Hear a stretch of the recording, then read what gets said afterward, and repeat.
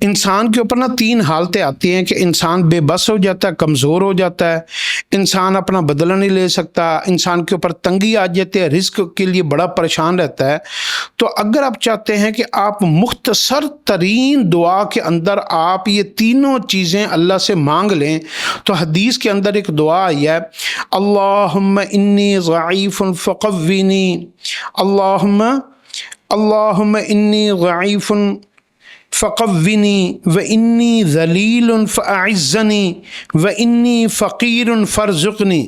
اللہم انی ضعیف فقونی وانی ذلیل فاعزنی وانی فقیر فارزقنی۔ اس کا ترجمہ بڑا ہی خوبصورت ہے، اللہم انی ضعیف فقونی، اے اللہ میں بڑا ہی کمزور ہوں، مجھے قوت عطا فرما، وانی ذلیل فاعزنی، اے اللہ میں اپنے گناہوں اور جرموں کی وجہ سے ذلیل اور رسوا ہو گیا ہوں، یا اللہ مجھے عزتیں عطا فرما، وانی فقیر فارزقنی، اے اللہ میں رزق کے معاملے میں انتہائی فقیر ہو گیا ہوں، تنگ دست ہو گیا ہوں، مقروض ہو گیا ہوں، پریشان ہو گیا ہوں، یا اللہ تو مجھے اپنے خزانوں سے